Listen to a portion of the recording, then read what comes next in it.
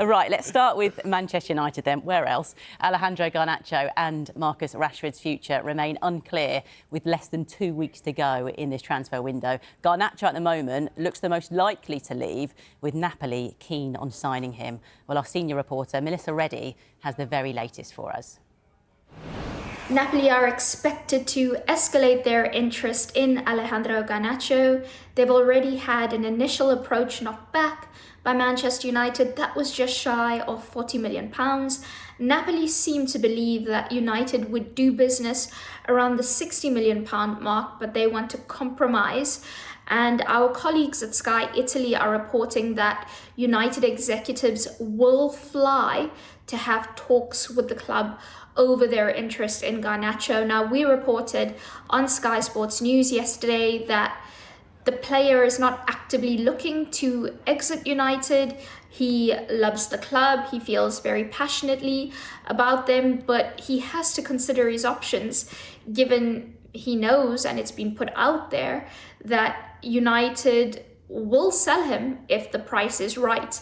I'm told that Napoli's interest is a lot more concrete than Chelsea's at the moment. They do have an appreciation of the 20-year-old, but they haven't followed that up in terms of any formal conversations with United as of yet. And United obviously would rather offload Garnacho overseas than to a rival in England.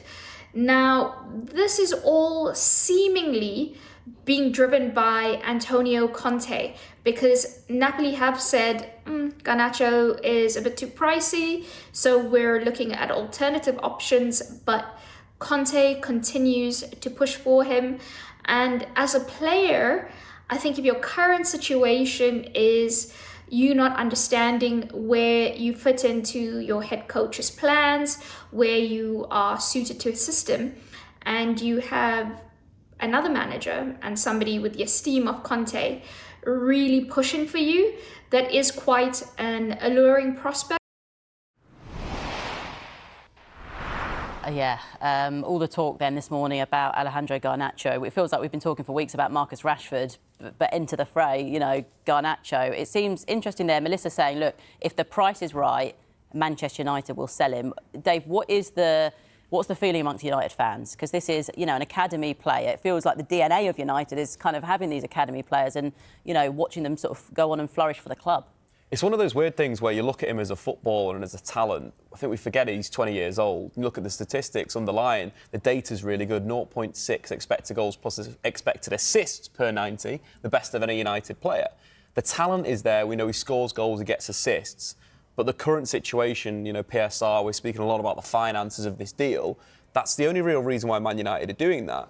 In an ideal world, Manchester United, they were set up, moving the right way in European football. You're never going to sell a talented 20-year-old, but we're here right now. But looking at Antonio Conte, he's worked with a lot of left-wingers in his time. You think Eden Hazard in the Premier League to a really high level. Kvaratskhelia at Napoli, again, to a pretty high level this season.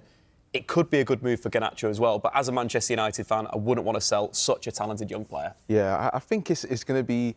It's interesting to see how the United fans have reacted to it, because some of them kind of understand that, they're in a position now where they have to, make money to spend money. But at the same time, a player like Garnacho, he's been one of United's brightest stars in the last few years. And yes, he's going to be inconsistent, but at the same time, he's 20. Isn't it? Exactly, yeah. He's 20 years old. He's got 8 goals, 5 assists this season, and this is an off season for him.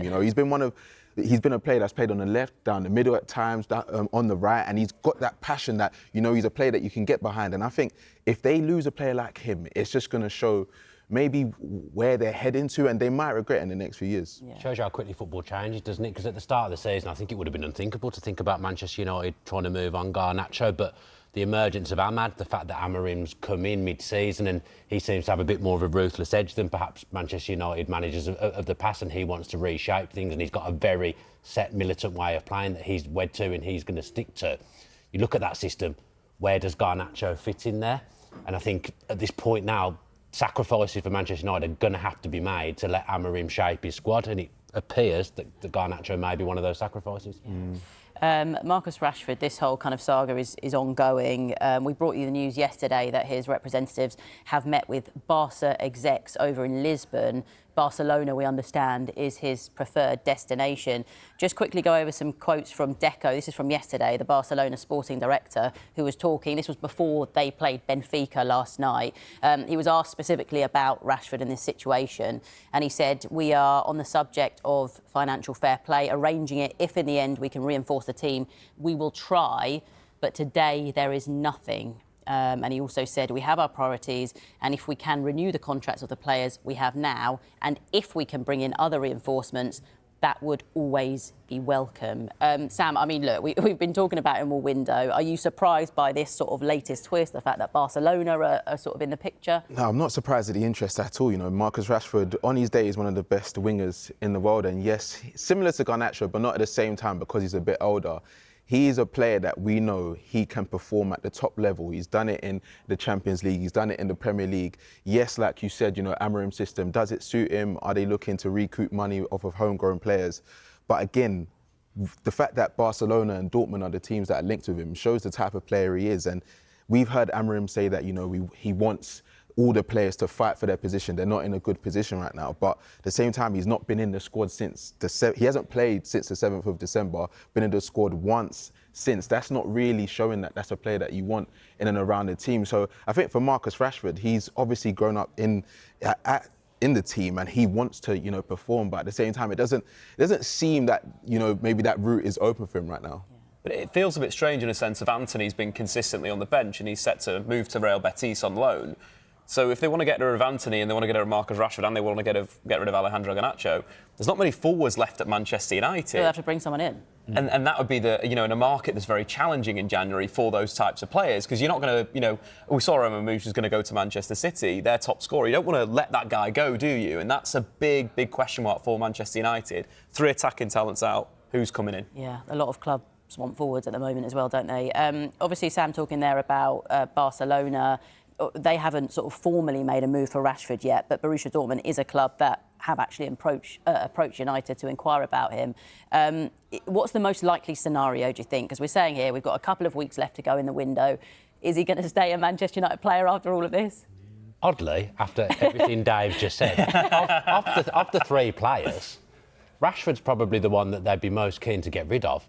But in a weird way, I actually think he's probably the most likely to stay, because it's the most complex deal due to his salary demands, due to the clubs that are interested in him. And you look at Dortmund, you look at Barcelona, it's not necessarily a natural place for him at any of those clubs. And when you bear that in mind and you think about the kind of financial constraints that come in with bringing in a player of Marcus Rashford's calibre and a player on his wage, I think those are difficult deals for Dortmund to do and for Barcelona to do. You know, we're always hearing about Barcelona having to pull various financial levers. I don't really know what a financial lever is, but it's something that you hear all the time with Barcelona, isn't it? So I actually think the most likely scenario is that Marcus Rashford ends up staying at Manchester United. There goes my iPad.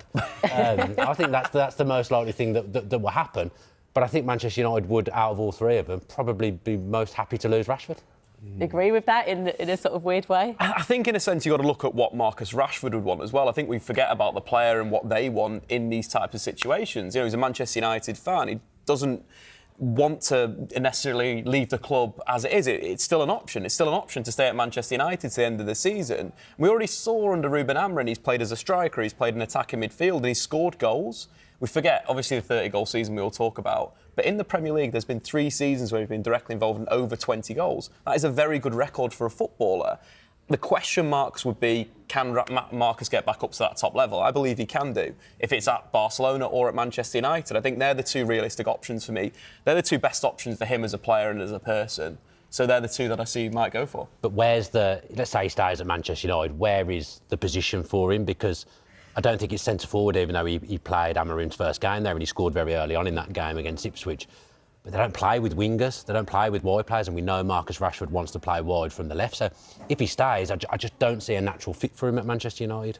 But I think when you look at his profile, he's probably the best on the inside, right? So in that inside left position, yes, there's parts of his game they'd have to adapt. But also I think if he played from the start as the number 9 for Ruben Amorim, I think at this point, with all the games under the belt in the last 2 months, there's a player that can score, that can assist, that can run the channels, which is exactly what Ruben Amorim wants as a forward.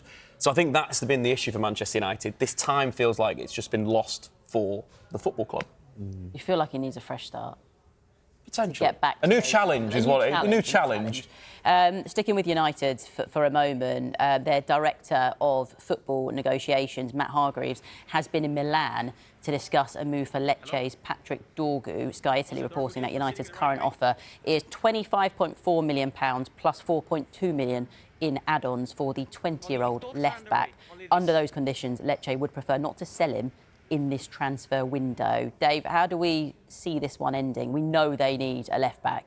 That is one ending. The big position United need to strengthen, and you'd look at the squad and there's no one that's left-footed that can play on that side. Patrick Dorgu's a player that's really exploded in recent years in Serie A. For Lecce, moved there, was part of their under-19s team that won the title at that level for the first time in 19 years. As a footballer, I'd describe him a bit of a dribbling wing-back, a bit like Aït-Nouri, but a bit more powerful, a bit more better on the ball in terms of like a little tight area is very, very good. So he's got these extreme attributes in a sense of he attacks very well. Defensively, there's still a little bit of work, but his versatility is very good. He's been playing on the right wing for Lecce this season, scored goals. He's a player that you don't expect to be good in the box, but finishes into the corners really well. And he's a player that I think can be moulded. And that's where Man United are at right now. They're not going to get this player that's complete. They're going to get a player that they need to work with and Amorim can coach. When you look at the wing-back profile that Amorim's worked with, the carries, the dribbles, the ability to create the final third, Patrick Dorgu's got all those attributes already. So it's building on that and turning him into a real player. Like the sound of it.